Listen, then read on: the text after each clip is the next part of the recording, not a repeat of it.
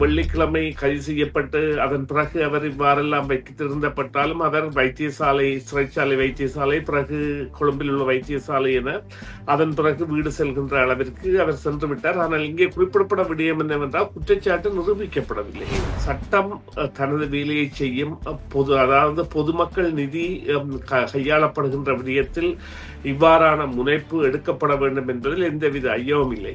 ஆனால் இதே முனைப்பு மற்ற அரசியல்வாதிகளிடமும் எடுக்கப்பட வேண்டும் என்கின்ற அழுத்தத்தை இது கொடுப்பதாகவும், அவ்வாறு அவர் எடுக்க தயங்கினார் அனுர திஸ்ஸரத் மாரநாயக்கா மைத்ரிபால சிறிசேனா மீதோ, மஹிந்த ராஜபக்ஷ மீதோ, கோட்டபய ராஜபக்ஷ மீதோ அவ்வாறான நடவடிக்கையை எடுக்க தயங்கினால் நிச்சயமாக அவரது மதிப்பு என்பது குறைவதற்கான சந்தர்ப்பத்தை இது ஏற்படுத்தியிருக்கிறது. இது ரணில் விக்ரமசிங்கவனுடைய அரசியல் பயணத்தை பொறுத்த வரைக்கும் இதுதான் அப்படி என்று நீங்கள் ப்ரெடிக்ட் பண்ணவே முடியாது. இது இப்படித்தான் போகும் என்று சொல்லி சில நேரம் இது அவருக்குரிய வீழ்ச்சியாக எந்த அளவுக்கு எதிர்பார்க்கப்படுகிறதோ அதையே தனக்காக எழுச்சியாகவும் மாற்றக்கூடிய ஒரு தந்திரம் வாய்ந்த ஒருவர் தான் ரணில் விக்ரமசிங்க. வெளிப்படையாக தெரிந்த உண்மை மஹிந்த தரப்புக்கும் ரணில் விக்ரமசிங்கவுக்கும் ஆகாது பகை என்பதுதான். அப்படித்தான் இதுவரைக்கும் அவர்கள் மக்களுக்கு காட்டிக்கொண்டார்கள்.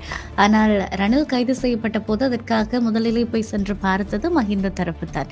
இன்னொரு பக்கம் இப்பொழுது மஹிந்த தரப்பினை மறுபடியும் அரசியலுக்கு கொண்டு வருவதற்கான தூசி தட்டுதல் வேலைகள் நிகழ்ந்து கொண்டிருக்கிறது என்பதாகவும் செய்திகளை பார்க்கக்கூடியதாக இருக்கிறது. தமிழ் பாராளுமன்ற உறுப்பினர்கள் தொடக்கம் முஸ்லிம் பாராளுமன்ற உறுப்பினர்கள் கூட கடைசியாக கொடுக்கப்பட்ட சுமார் 90க்கும் மேற்பட்ட மதுபான பார் விவகாரங்களில் பலரிடமே அவ்வாறானவை சென்றிருக்கின்றன. அவைகள் கூட வெளிவரும் என்கின்ற பயங்கள் பலருக்கும் இருக்கின்ற ஒரு காலகட்டம். இன்று உலகையே ஆட்டி படைக்கின்ற டொனால்ட் ட்ரம்ப் படு குற்றவாளி, பெண்கள் விடயத்தில் படு பாதகமாக நடந்தவர், சிறு வயது பெண் பிள்ளைகளுடன் அவருக்கான தொடர்புகள் இருந்திருக்கின்றன என்பதை இப்பொழுது ஒப்பீட்டு அளவில் கூறியதோடு அவருடைய நண்பர் மூலம் செய்தார் போன்ற பல விடயங்களும் கூறிய பொழுதும் அவர் ஜனாதிபதி என்கின்ற நிலையில் தான் இருக்கின்றார். சகலதும் அங்கே மறக்கப்பட்டு விடுகின்றன. இவை போன்ற நிலையில் இவ்வளவு பெரிய குற்றச்சாட்டுகள் உள்ள ஒருவருக்கு அவ்வாறான நிலை என்றால், இவ்வாறான ஒரு சிறிய குற்றச்சாட்டு உள்ளவருக்கு அது மறக்கப்பட்டு அவர் தலைவராக மீண்டும் உயிர்த்தெழுவதற்கான வழிகோலாக கூட அமையலாம்.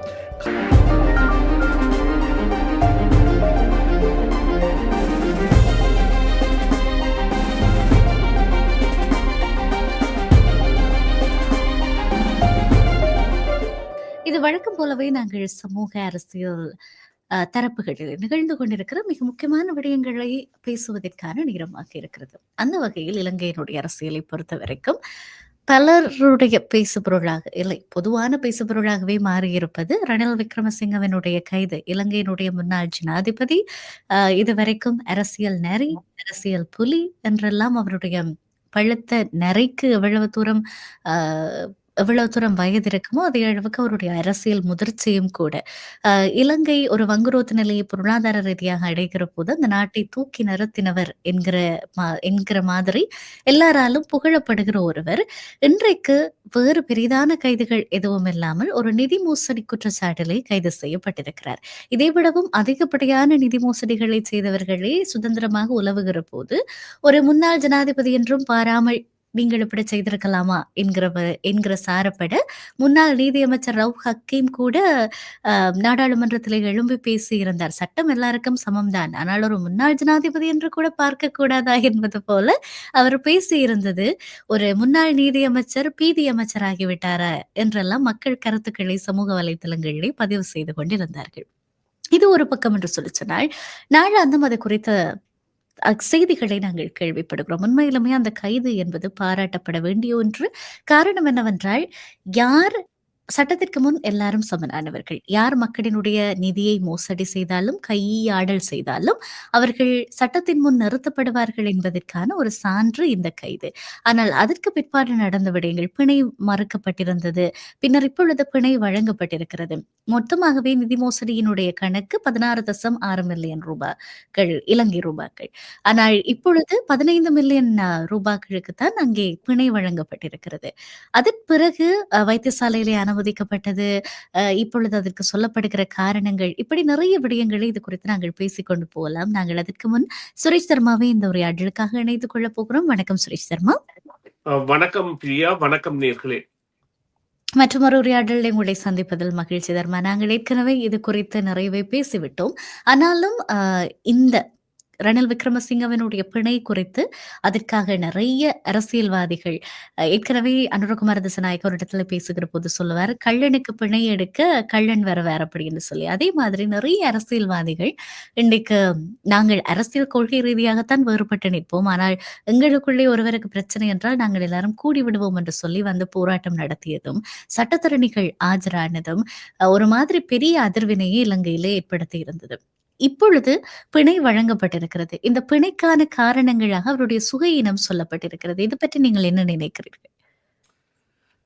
நிச்சயமாக இந்த விடயம் வந்து அரசியல் சாயம் பூசப்பட்டதா என்றால் ஆம் என்பதற்கான சான்றுகளாக பல நிகழ்வுகள் அடுக்கடுக்காக இடம்பெற்று வருவதை காணக்கூடியதாக இருக்கின்றது. குறிப்பாக ஒரு நீதித்துறை சார்ந்த ஒரு விடயத்தில் ஒரு அரசு தலையிடாமல் இருக்குமாக இருந்தால் நிச்சயமாக கருத்து கூறல்களை மேற்கொள்ளக்கூடாது என்கின்ற ஒரு நிலைமை இருக்கின்றது. ஆனால் அதனை மீறி ஏற்கனவே 40 வருடங்களுக்கு முன்பே ரணில் விக்ரமசிங்க கைது செய்யப்பட்டிருக்க வேண்டும் என்கின்ற கருத்தை அமைச்சராக இருக்கின்ற ரத்நாயக்கா வெளியிட்டதும், அல்லது பட்டளந்த முகாம் தொடர்பான விவகாரத்தை அதில் மையப்படுத்தியதும், இது ஒரு அரசியல் பின்னணி கலந்ததான ஒரு நிகழ்வாக இருக்கலாம் என்கின்ற சந்தேகத்தை நிரூபிப்பது போன்ற நிகழ்வாக இருக்கின்றது. அதாவது வந்து நீதித்துறையின் பால் ஒரு விடயம் விடப்படும் இடத்து அந்த விடயத்தை அவர்கள் அவ்வாறே விட்டு எந்தவித தலையீடும் இல்லாமல் இருப்பார்களாக இருந்தால் நிச்சயமாக அதில் அந்த சாயம் பூசுதல் என்பது அல்லது பின்புலம் அற்ற நிகழ்வு என்பது நிரூபிக்கப்படலாம். ஆனால் அந்த நிகழ்வில் இருந்து இது மாறுபடுவதற்கான காரணங்களாக இங்கே நீங்கள் குறிப்பிட்ட விடயங்களை அமைந்திருக்கின்றன. குறிப்பாக ஒரு தரப்பினர் நாட்டை பொருளாதார பாதாள நிலையிலிருந்து முன்னேற்றத்திற்கு கொண்டு வந்தவர், அல்லது அந்த நேரம் கையெடுத்த அந்த கையகப்படுத்தி அதனை விரைவுபடுத்தியவர் என்ற நிலைப்பாட்டை கொண்டிருக்கின்ற மக்களும், அதே நேரம் இந்த ஊழலுக்கு எதிரான மக்களும் இப்பொழுது 2 பிரிவாக நிற்கின்றார்கள். அனுராவை ஆதரித்தவர்களே 2 பிரிவானவர்களாக தற்பொழுது மாறி இருக்கின்றார்கள். இதில் குறிப்பாக அந்த நாட்டை மீட்டவர் என்கின்ற பக்கத்தோடு மேல்தட்டு சிங்களவர்கள் கூட சேர்ந்திருக்கின்றார்கள் என்றால் அங்கே ஒரு அவர்களிடையான இந்த பிரிவு என்பது தற்பொழுது ஒரு வெள்ளிடை மலையாக தெரிகின்ற நிலையை ஏற்படுத்தி இருக்கின்றது. அத்தோடு ஒரு இந்த அதாவது வந்து வெள்ளிக்கிழமை கைது செய்யப்பட்டு அதன் பிறகு அவர் இவ்வாறெல்லாம் வைத்திருந்தப்பட்டாலும் அவர் வைத்தியசாலை, சிறைச்சாலை வைத்தியசாலை, பிறகு கொழும்பில் உள்ள வைத்தியசாலை என அதன் பிறகு வீடு செல்கின்ற அளவிற்கு அவர் சென்று விட்டார். ஆனால் இங்கே குறிப்பிடப்பட விடயம் என்னவென்றால் குற்றச்சாட்டு நிரூபிக்கப்படவில்லை. இங்கே அவர் விளக்கமறியல், அதாவது ரிமாண்ட் எனப்படுகின்ற விளக்கமறியலில் தான் வைக்கப்பட்டிருந்தார். எனவே குற்றச்சாட்டு நிரூபிக்கப்படும் வரை அவர் ஒரு குற்றவாளி என்பதை யாருமே தீர்மானிக்க முடியாத நிலை இருக்கின்றது. அது அரசிற்கு ஒரு பாதகமான விடயம். அதாவது ஒரு சட்டம் தனது வேலையை செய்யும், அதாவது பொதுமக்கள் நிதி கையாளப்படுகின்ற விடயத்தில் இவ்வாறான முனைப்பு எடுக்கப்பட வேண்டும் என்பதில் எந்தவித ஐயமும் இல்லை. ஆனால் இதே முனைப்பு மற்ற அரசியல்வாதிகளிடமும் எடுக்கப்பட வேண்டும் என்கின்ற அழுத்தத்தை இது கொடுப்பதாகவும், அவ்வாறு அவர் எடுக்க தயங்கினால் அனுர திசாநாயக்க நாயக்கா மைத்ரிபால சிறிசேனா மீதோ, மஹிந்த ராஜபக்ஷ மீதோ, கோட்டபய ராஜபக்ஷ மீதோ அவ்வாறான நடவடிக்கையை எடுக்க தயங்கினால் நிச்சயமாக அவரது மதிப்பு என்பது குறைவதற்கான சந்தர்ப்பத்தை இது ஏற்படுத்தி இருக்கிறது. நீங்கள் குறிப்பிட்டது போன்ற 50 வருட கால அரசியல் அனுபவத்தை எட்டுவராக அவர் இருப்பதாகவும், ஒரு மேல்தட்டு அல்லது அரசியல் பரம்பரையை சேர்ந்தவராக வந்ததாகவும், அல்லது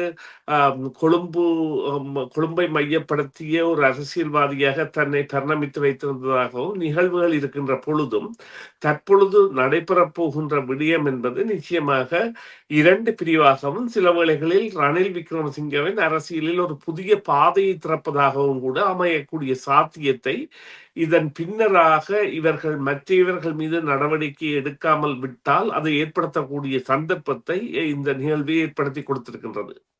நிச்சயமாக. இது ரணில் விக்ரமசிங்கவினுடைய அரசியல் பயணத்தை பொறுத்தவரைக்கும், இதுதான் அப்படி என்று நீங்கள் பிரெடிக்ட் பண்ணவே முடியாது. இது இப்படித்தான் போகும் என்று சொல்லி. சில நேரம் இது அவருக்குரிய வீழ்ச்சியாக எந்த அளவுக்கு எதிர்பார்க்கப்படுகிறதோ, அதையே தனக்காக எழுச்சியாகவும் மாற்றக்கூடிய ஒரு ஒரு தந்திரம் வாய்ந்த ஒருவர் தான் ரணில் விக்ரமசிங்க. ஆக இதற்கு முன்னமும் எத்தனையோ தடவைகள் அவருக்கான ஜனாதிபதியாக இருக்கிற கனவு இல்லாமல் போய், போய், போய் எப்படியோ அதை சாத்தியப்படுத்திக் கொண்ட ஒருவர் என்பது எல்லோருமே ஏற்றுக்கொள்ள வேண்டிய ஒரு உண்மை. அது கசப்பான உண்மையாக இருந்தாலும் கூட, அதுதான் நிகழ்ந்திருக்கிறது கடந்த காலங்களிலே. ஆக இந்த நாட்டை வங்குரோத்து நிலையில் இருந்து தூக்கி நிறுத்தியவரே இவ்வாறான கையாடல்களை செய்வது, இல்லாவிட்டால் அரச நிதியினை இவ்வளவு மோசமாக பயன்படுத்துவது என்பது ஒன்றுக்கொன்று முரணாக இருக்கிறது அங்கே. முதலாவது. அதே நேரம் சர்வதேச நாணய நிதியம் ஆட்சியிலே யார் இருந்திருந்தாலும் அந்த கடனை வழங்கி இருக்கும். ஆக இது எப்படி நாங்கள் அதை ரணிலுக்கு கொடுக்க முடியும்? இப்படியான கருத்தாடல்களும் வெளியிலே நிகழ்ந்த வண்ணமே இருக்கிறது. இது ஒரு புறம். ஆனால் நிறைய தமிழ் அமைச்சர்கள், தமிழ் அமைச்சர்களும் சரி, மலையக தமிழ் அமைச்சர்களும் சரி, இதற்காக குரல் கொடுத்திருந்தார்கள். நான் நினைக்கிறேன் திகாம்பரம் எல்லாம் இது குறித்து பேசியிருக்கிற போது, அவருக்கே அவர் என்ன பேசுகிறார் என்பது தெரியவில்லை. நிறைய கேள்விகள் ஊடகவியலாளர்கள் அவரை நோக்கி வைக்கிற போது. ஆக தமிழ் அமைச்சர்களினுடைய இந்த மாதிரியான கருத்துக்கள் பற்றி நீங்கள் என்ன நினைக்கிறீர்கள்? நிச்சயமாக அவர்கள் இந்த நாங்கள் உண்மையிலேயே அக்கறைப்படுத்த வேண்டிய தேவையில்லை ஏனென்றால் அவர்கள் இந்த ஆட்சியின் ஒரு அங்கமாக தங்களுடைய கட்சியை பலப்படுத்த வேண்டியவர்களாக இருக்கின்றார்கள். அவர்கள் அரசியலுக்கு புதியவர்களாக இருப்பதால் அவர்கள் தமிழ் அமைச்சர்கள் மாத்திரமல்ல, தமிழ் பாராளுமன்ற உறுப்பினர்கள் கூட அந்த அரச மட்டத்தில் உள்ள பாராளுமன்ற உறுப்பினர்கள் கூறுகின்ற கருத்துக்கள் முன்னுக்கு பின் முரணானவையாகவும் இருக்கின்றன. எனவே அவர்கள் கற்றுக்குட்டிகளாக இருக்கின்றார்கள். எனவே அந்த விவகாரத்தில் நாங்கள் அவ்வளவு பெரிதாக ஒரு விடயத்தை எதிர்பார்க்க வேண்டிய தேவை இல்லை என்றால் இது ஒட்டுமொத்த ஒரு அரசின் அல்லது சிங்களமயப்படுத்தப்பட்ட ஒரு தேசத்தின் நிகழ்வாகத்தான் பார்க்க முடியும். நிச்சயமாக. ஆனாலுமே ஏன் தமிழ் அமைச்சர்களை அப்படி குறிப்பிட்டு கேட்க வேண்டிய தேவை இருக்கிறது என்றால், தமிழர்களுக்கும் ரணில் விக்ரமசிங்கவுக்குமான உறவு என்பது எங்களுக்கு சமாதான காலத்திலிருந்தே தெரியும். ஆம், நிறைய அவருடைய தந்திரங்களினாலே விளைந்த சேதங்களை அதிகமாக அனுபவித்தவர்கள் நாங்கள் தான். ஆக அப்படி இருக்க தமிழ் அமைச்சர்கள் அவருக்காக அவரை ஒரு நல்லவர் போல பாவித்து, அவருடைய கைது என்பது ஏற்றுக்கொள்ள முடியாத ஒன்று என்பது போல எல்லாம் கருத்துக்களை தெரிவிப்பது என்பது எந்த அளவுக்கு ஏற்புடையது என்று எனக்கு தெரியவில்லை. முதலாவது. அடுத்து ரவுஃப் ஹக்கீம் அதிகமாக குரல் கொடுத்தவராக இருக்கிறார் முஸ்லிம் காங்கிரஸ் தரப்பிலே இருந்து. ரணில் விக்ரமசிங்கவனுடைய ஆட்சி காலத்திலே முஸ்லிம் காங்கிரசுக்கு ஆதரவாக இருந்த 10 இளைஞர்கள் கொல்லப்பட்டதும், அதை வைத்து ரவுஃப் ஹக்கீம் அது தனக்கு ஆதரவானவர்கள், தன்னுடைய ஆதரவாளர்கள் தான் கொல்லப்பட்டார்கள் என்று சொன்னதும், பிறகு அவர்கள் சட்டத்தின் முன் நிறுத்தப்பட்ட போது திரும்பவும் அவர்கள் விடுதலை செய்யப்பட்டதும் குற்றவாளிகள், இதெல்லாமுமே ரணிலினுடைய ஆட்சி காலத்திலே தான் நடந்தது. அப்பொழுது அவர்களுக்காகவும் அவர் அந்த அரசாங்கத்தை குறை சொல்லி கண்ணீர் வடித்த ஒரு அமைச்சராகத்தான் இருக்கிறார். இப்பொழுது அதே அமைச்சர் வந்து அதே ரணில் விக்ரமசிங்கவுக்காக கண்ணீர் வடிப்பது என்பது ஒன்றுக்கொன்று முரணானது. ஆக இந்த ரவுஃப் ஹக்கீமினோட செயற்பாட்டை நீங்கள் எப்படி பார்க்கிறீர்கள்? நான் அவருடைய செயற்பாடு ஒரு அரசியல்வாதி என்று இல்லாமல் ஒரு சட்டவியலாளராக தெரிவித்திருக்கக்கூடிய ஒரு கருத்தாகத்தான் இதனை பார்க்கக்கூடியதாக இருக்கின்றது. அரசியல்வாதியாக இருக்கின்ற தெரிவிக்கின்ற கருத்துக்கள் நிச்சயமாக அவர்கள் எல்லாம் இந்த ரணில் விக்ரமசிங்காவிடம் ஆதரவை பெற்றவர்கள். தமிழ் பாராளுமன்ற உறுப்பினர்கள் தொடக்கம் முஸ்லிம் பாராளுமன்ற உறுப்பினர்கள் கூட. கடைசியாக கொடுக்கப்பட்ட சுமார் 90க்கும் மேற்பட்ட மதுபான பார் விவகாரங்களில் பலரிடமே அவ்வாறானவை சென்றிருக்கின்றன. அவைகள் கூட வெளிவரும் என்கின்ற பயங்கள் பலருக்கும் இருக்கின்ற ஒரு காலகட்டம் இது. அவ்வாறான நிலையில் அவருடைய கருத்து என்பது ஒரு சட்டவியலாளரை பொறுத்தவரையில் தெரிவிக்க வேண்டிய கருத்தாக ஒரு ஜனாதிபதியை பற்றி குறிப்பிட்டிருந்தாலும் அவர் அந்த அரசியல்வாதிகளுக்கு இடையே உள்ள ஒரு விவகாரத்தை நாங்கள் அதாவது சாதாரணமாக கடந்து செல்ல முடியாத விவகாரம் என்னவென்று சொன்னால் நீங்கள் அவர்கள் முன் முரண்படுவதும் பின் உள்ள உறவு என்பதும் அதல பாதாள வித்தியாசம் உள்ளவை. அந்த உரை நிகழ்ச்சி உணர்ச்சி வசப்பட்டு பாராளுமன்றத்திலோ அல்லது செய்தியாளர்களோ உரை நிகழ்த்தி விட்டு அடுத்த நிமிடமே அவர்கள் நண்பர்களாக சிரித்து பேசிக் கொண்டு திரிவதை அந்த பின் அரங்குகளில் நாங்கள் காணலாம் என்றால் அவர்களுடைய வாழ்வியல் அது மக்களை தங்கள் பக்கம் வைத்திருப்பதற்கான திசை திருப்புதல் போன்றவற்றிற்கான வாழ்வியல் அவ்வாறான ஒரு நடவடிக்கையாகத்தான் நாங்கள் இதனை பார்க்க முடியும். இந்த நடவடிக்கையில் இங்கே குறிப்பாக தமிழர்களோ முஸ்லிம்களோ இந்த விவகாரங்களில் அதிகம் அதாவது சந்தோஷமடையவோ அல்லது கவலை அடையவோ முடியாத ஒரு நிலையில் தான் இருக்கின்றார்கள் என்றால் இது இப்பொழுது அந்த சிங்கள தேசத்தின் ஆட்சியின் மையத்தில் இருக்கின்ற இனங்களிடையேயான ஒற்றுமையை பொருளாதார பிரச்சினைக்கு பின்னான நிகழ்வாக எடுத்து செயற்படுகின்ற ஒரு ஆட்சியாளர்களின் ஊழல்களுக்கு எதிரான ஒரு நடவடிக்கைக்கு முன்னுதாரணமாக பலரும் பார்ப்பதாக இருந்தால் கூட இவர்கள் நான் ஏற்கனவே கூறியது போல தொடர்ச்சியாக எவ்வாறு செயற்படுகின்றார்கள் என்பதை பொறுத்துத்தான் நாங்கள் இந்த விவகாரங்களை பார்க்க வேண்டும். நிச்சயமாக. மஹிந்த வெளிப்படையாக தெரிந்த உண்மை மஹிந்த தரப்புக்கும், ரணில் விக்ரமசிங்கவுக்கும் ஆகாது பகை என்பதுதான். அப்படித்தான் இதுவரைக்கும் அவர்கள் மக்களுக்கு காட்டிக் கொண்டார்கள். ஆனால் ரணில் கைது செய்யப்பட்ட போது அதற்காக முதலிலே போய் சென்று பார்த்தது மஹிந்த தரப்புத்தான். இன்னொரு பக்கம் இப்பொழுது மஹிந்த தரப்பினை மறுபடியும் அரசியலுக்கு கொண்டு வருவதற்கான தூசி தட்டுதல் வேலைகள் நிகழ்ந்து கொண்டிருக்கிறது என்பதாகவும் செய்திகளை பார்க்கக்கூடியதாக இருக்கிறது. இது ஒரு பக்கம் என்றால், சஜித் பிரேமதாச ரணில் விக்ரமசிங்கவுக்கு எதிராக செய்த பிரச்சாரங்கள் எல்லாம் நமக்கு தெரியும். ஆனால் இப்பொழுது அதே சஜித் தான் அதிகமாக ரணில் விக்ரமசிங்கவினுடைய புகழ் பாடி வருவதை பார்க்கக்கூடியதாக இருக்கிறது. பழைய முன்னாள் ஜனாதிபதிகள் எல்லாம் இந்த போராட்டத்திலே இணைந்திருந்தார்கள் ரணில் விக்ரமசிங்கவுக்காக. இப்படி நிறைய விடயங்கள் இதையொட்டி நடந்தது அத்தனையுமே அதாவது ஒரு ஒரு ஒரு தவறிழைத்தவரில் அவர்கள் கையூற்றல் செய்தவர் பாதிக்கப்பட்டால், அது எல்லோருக்குமே பாதிப்பை கொண்டு வருமோ என்கிற ஒரு பயத்திலே நிகழ்ந்த சம்பவமாகவும் கூட சொல்லுகிறார்கள். ஆக கரையான் புற்றுக்குள்ளே இருந்து வெளிப்படுகிற ஈசல்கள் போலத்தான் கொஞ்ச நாட்களாக அரசியல்வாதிகளை பார்த்துக் கொண்டிருக்கிறோம். இந்த ரணில் கைதுக்கு பிற்பாடு. சரி, இப்பொழுது வைத்தியசாலை நிர்வாகம் இந்த என்னென்ன நோய்கள் அவருக்காக சொல்லப்பட்டிருக்கிறது, என்னென்ன காரணங்களுக்காக பிணை வழங்கப்பட்டது என்பதை வெளியிலே சொல்லியிருக்கிறார்கள். அது சம்பந்தப்பட்ட வைத்தியரை விசாரிக்க வேண்டும் என்றும் சொல்லியிருக்கிறார்கள். இதை பற்றி என்ன நினைக்கிறீர்கள்? இது ஒரு அதாவது மிகவும் எவ்வாறு கூறலாம் என்றால் மிகவும் ஒரு இலக்க நிலைக்கு செல்கின்ற அரசியலாக மாறி வருகின்றது. குறிப்பாக ஒரு அரசியல்வாதி சுவையினம் வருகின்ற பொழுது சில வேளைகளில் அதை பகிரங்கமாக சொல்லுவதும், சில வேளைகளில் தனிப்பட்ட முறையில் தவிர்ப்பதும் சாதாரண வழக்கத்தில் உள்ள விடயங்கள். அந்த விடயமாக இவ்வாறு ஒரு வைத்தியர் தெரிவிப்பதானது சாதாரண நடைமுறை என்பது சகலருக்கும் தெரிந்த ஒரு உண்மை. குறிப்பாக நீங்கள் பார்த்தீர்களானால் அது ஜெயலலிதாவாக இருக்கட்டும் அல்லது ஏனைய பிரமுகர்களாக இருக்கட்டும், வைத்தியசாலையில் அனுமதிக்கப்படுகின்ற பொழுது வைத்தியசாலை நிர்வாகமே ஒரு அறிக்கை வெளியிடுவதாகவும் அல்லது இந்த வருத்தத்திற்காகத்தான் அது ஸ்டாலினு கூட பொருந்தும். அவ்வாறாக அவர்கள் அனுமதிக்கப்பட்ட பொழுது அவ்வாறான அறிக்கைகளை விட்டு இந்த நிலையில் தான் இருக்கின்றார்கள், வீடு திரும்பி விடுவார்கள் அல்லது அது போன்ற நடவடிக்கைகளில் ஈடுபடாது எந்த பிரபலியத்திற்கும் அவ்வாறான ஒரு நடவடிக்கைகள் நடக்கும். அது மேற்குலகில் கூட சாதாரணமான நிலைமை இருந்த பொழுதிலும் அதனை ஒரு இது அதான் நான் கூறியது போல சிறுபிள்ளைத்தனமான அரசியலில் ஈடுபடுகின்றார்கள். நிச்சயமாக இதை முன்னுதாரணமாக நாங்கள் எடுத்து பார்த்து இதன் மூலம் மேலும் பல கைதுகளை செய்வார்கள் என்ற நம்பிக்கையை வளர்க்க வேண்டும் என்கின்ற நிலையில் தான் இந்த தற்பொழுதைய எங்களுடைய அபிலாசைகள் இருக்கின்றன, மக்களுடைய எதிர்பார்ப்புகள் இருக்கின்றன. ஆனால் அவ்வாறு இடம்பெறுமா என்பதை பார்த்துத்தான் நாங்கள் இந்த விடயங்களில் காய் நகர்த்தணும். குறிப்பாக பூர்ணமாக இருந்தால் சில வேளைகளில் இவ்வாறான மலினமான பிரச்சாரங்கள் மகிழ்வை தருவதாக அமையலாம். ஆனால் அது 2ஆம் நாளோ 3ஆம் நாளோ மறைந்து போகின்ற ஒரு செயற்பாடாக மாறிவிடும். அவ்வாறானதாக இல்லாமல் இவர்களால் இவ்வாறான செய்கைகளில் தொடர்ந்து ஈடுபட முடியுமா என்பதை ஆராய வேண்டிய அல்லது நாங்கள் ஆதாரத்துடன் பார்க்க வேண்டிய ஒரு காலத்தில் தான் தற்பொழுது இருக்கின்றோம். அது சில வாரங்களாகட்டும் அல்லது பல வாரங்களாகட்டும் அவர்கள் அவ்வாறு செய்யாமல் இருந்தால் நிச்சயமாக அவர்கள் கூட அடுத்த முறை ஆட்சிக்கு வருவதற்கான வாக்குகளை பெறுவது என்பது மிகவும் கடினமாக இருக்கும். மற்றது நீங்கள் குறிப்பிட்டது போல சஜித் பிரேமதாசாவை பொறுத்தவரையில் ஐக்கிய தேசிய கட்சி என்கின்ற ஒரு குடையின் கீழ் தான் இருவரும் இருந்தார்கள்.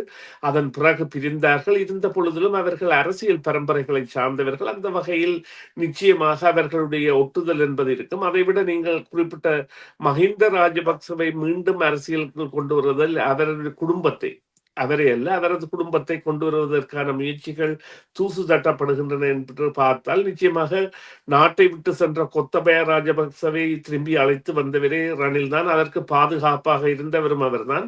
அத்தோடு அந்த மஹிந்த ராஜபக்ச தரப்புக்கு என்று இல்லாமல் கொத்த ராஜபக்ச தரப்புக்கும் அந்த எதிராக அறக்கலைய போராட்டத்தில் ஈடுபட்டவர்கள் அவர் திரும்பி வந்த பொழுது மீண்டும் போராட முயன்ற பொழுது அவர்களை கைது செய்த நடவடிக்கைகளையும் பாராளுமன்றத்தில் பூந்தவர் அல்லது ஜனாதிபதி மாளிகையில் பூந்தவர்கள் போன்றவர்கள் கைது செய்யப்பட்டதும், ரணிலின் வீடு எரிக்கப்பட்ட பொழுது ஈடுபட்டவர்கள் கைது செய்யப்பட்டதும் போன்ற பல நடவடிக்கைகள் மூலம் இந்த போராட்டத்தில் ஒரு அது ஒரு தணிக்கை என்று கூட முடியாது, ஒரு ஒரு ஒரு வீழ்ச்சியை ஏற்படுத்தியதாக கூட அவர் இருந்திருக்கின்றார். எனவே அவையெல்லாம் அரசியலில் சாதாரணமாக அவர்களால் அனுபவ ரீதியில் செய்யப்படுகின்ற விடயங்கள். அவ்வாறானவை தொடர்ந்து இடம்பெறும் என்பதில் சந்தேகமில்லை. அதனை எவ்வாறு இவர்கள் முறியடிப்பார்கள் என்பது இந்த புதிய அரசு நிரூபிக்க வேண்டிய ஒரு தேவையில் இருக்கின்றது. அதை நாங்கள் ஒரு சில வாரங்களாக அல்லது மாதங்களாக கணிப்பிட முடியுமே ஒழிய, இல்லை எங்களுக்கு இன்னும் 4 வருடங்கள் ஆட்சி இருக்கின்றது என்று ஆட்சியை கடத்துவதற்கான ஒரு அறிகுறியாக இதனை வைத்திருக்க விடுவது என்பது அங்கே ஒரு புதிய புரட்சியை கூட ஏற்படுத்த சில வேளைகளில் வழிவகுக்கும். நிச்சயமாக. ஆக இதை ஒரு அரசியல் பழிவாங்கல் என்று சொல்லுகிறார்கள். அது அது திட்டமிட்டே செய்யப்பட்டது அப்படின்னு சொல்லி. காரணம் என்னவென்றால், ஒரு பெரிய ஒரு ஒரு பட்டளந்த விவகாரம் தொடர்பாக கூட நாங்கள் அண்மையிலே அறிக்கை சமர்ப்பிக்க சொல்லியிருந்தார்கள். அதற்கு கூட ரணில் கைது செய்யப்படவில்லை. வேறு எந்த அவருடைய அவருடைய அரசியல் தகுதிக்கு ஏற்றாற்போல ஒரு பெரிய விவகாரம் தொடர்பாக சர்ச்சை எழுந்து கைது செய்யப்படவில்லை. இப்பொழுது கொடுக்கப்பட்டிருக்கிற பிணை தொகையை விடவும் தொகை ஒத்ததுதான் அந்த கையூட்டல் செய்தது, இல்லாவிட்டால் பிழையாக பயன்படுத்தியது என்று சொல்லப்படுகிற அந்த அந்த பணத்தொகை கூட. அதற்கு யாரேனும் கைது செய்யப்படலாம். ஆக இப்படி ஒரு சிறிய ஒரு ஒரு விடயத்துக்காக கைது செய்யப்படுவது, அதுவும் சாதாரணமாக அந்த கைதை நிகழ்த்துவது எல்லாம் வெறுமனே வேண்டுமென்றே அவருடைய அந்த அரசியல் இமேஜை உடைப்பதற்காக செய்த ஒன்று, அவமரியாதை செய்வதற்காக செய்த ஒன்று. இந்த பட்டளத்த விவகாரத்தை இன்னும் ஜேவிபி நினைவிலை வைத்திருக்கிறது. அதற்கான ஒரு பழிவாங்கல் தான். இப்படியெல்லாம் சொல்லுகிறார்கள். இது எந்த வகையிலே உண்மை? நிச்சயமாக அவ்வாறான ஒரு நிலைமை இருந்தால் கூட நாங்கள் இந்த விடயத்தை இவ்வாறு பார்க்கலாம். நீங்கள் 15 மில்லியன் என்பது சுமார் $50,000 ஒப்பீட்டான அளவு தொகையான பணம். அதுக்கு கூட அவ்வாறான குற்றச்சாட்டு சுமத்தப்பட்டிருக்கின்றது. குற்றச்சாட்டில் அதற்காக அவர் மறத்திருக்கின்றார், இல்லை தான் இதற்கான அனுமதிகளை பெற்றுத்தான் செய்தேன் என்று. மனைவியினுடைய பேராசிரியராக அந்த பட்டமளிப்பு விழாவுக்கு ஒரு பல்கலைக்கழகத்தில் நடந்த பொழுது சென்றிருக்கின்றார் என்பதெல்லாம் தகவல்கள் தாராளமாக இருக்கின்றன. ஆனால் அவை தற்பொழுது எடுக்கப்பட்ட விடயம் கூட, இதை நீங்கள் குறிப்பிட்டது போல பட்டளந்த விவகாரமாக எடுத்திருந்தால் அதன் பார்வை வேறாக இருக்கும். இப்பொழுது மக்களுக்கு அங்கே பொறி தட்டுகின்ற விடயம் என்னவென்றால், இன்னும் ஒரு சிறிய விடயத்திற்காகவா இவர் இவ்வாறு கைது செய்யப்பட்டார் என்கின்ற ஒரு விவகாரம். அது கூட நிரூபிக்கப்படாத ஒரு அதாவது அதிகாரமுள்ள உயர் அதிகாரமுள்ள ஒருவராக இருந்த ஒருவருக்கு இவ்வாறு நடக்கின்ற பொழுது, இவ்வாறு நீங்கள் குறிப்பிட்ட அந்த அரசியல் பழிவாங்கலாக இருக்கலாமா என்று நாங்கள் இவைகளை விடுத்து மறுபக்கமாக பார்த்தோமாக இருந்தால், இன்று உலகையே ஆட்டி படைக்கின்ற டொனால்ட் ட்ரம்ப் படு குற்றவாளி, பெண்கள் விடயத்தில் படு பாதகமாக நடந்தவர், சிறு வயது பெண் பிள்ளைகளுடன் அவருக்கான தொடர்புகள் இருந்திருக்கின்றன என்பதை இப்பொழுது ஒப்பீட்டு அளவில் கூறியதோடு அவருடைய நண்பர் மூலம் செய்தார் போன்ற பல விடயங்களும் கூறிய பொழுதும் அவர் ஜனாதிபதி என்கின்ற நிலையில் தான் இருக்கின்றார். சகலதும் அங்கே மறக்கப்பட்டு விடுகின்றன. இவை போன்ற நிலையில் இவ்வளவு பெரிய குற்றச்சாட்டுகள் உள்ள ஒருவருக்கு அவ்வாறான நிலை என்றால், இவ்வாறான ஒரு சிறிய குற்றச்சாட்டு உள்ளவருக்கு அது மறக்கப்பட்டு அவர் தலைவராக மீண்டும் உயிர் தெழுவதற்கான வழிகோலாக கூட அமையலாம். காலம் என்பது எப்பொழுது எதனை தரும் எதனை எடுக்கும் என்பது எங்களால் கூற முடியாத ஒன்று. அந்த வகையில் இந்த அரசியல்வாதிகளுக்கு அது சாலவே பொருந்தும். பொறுத்திருந்து பார்க்கலாம் இதனுடைய முடிவுகள் எப்படி நிகழப் போகிறது என்று. தொடர்ந்தும் இது குறித்து பேசலாம். மிக்க நன்றி தர்மா, இணைந்து கொண்டமைக்காக. நன்றி பிரியா, நன்றி நேயர்களே. மீண்டும் ஒரு பொழுதில் சந்திப்போம். டிவிஐ யூடியூப் சேனலில் இணைந்திருக்கும் நேயர்கள் அனைவருக்கும் எமது நன்றி. எமது காணொளி தொகுப்புகளை தொடர்ந்து நீங்கள் பார்வையிடுவதற்கு கீழிருக்கின்ற பெல் பட்டனை அழுத்துவதனூடாக நோட்டிபிகேஷனில் பல காணொளி தொகுப்புகள் உடனுக்குடன் உங்களை வந்து சேரும். அருகில் இருக்கின்ற முக்கிய காணொளி தொகுப்புகளையும் பார்வையிட தவறாதீர்கள்.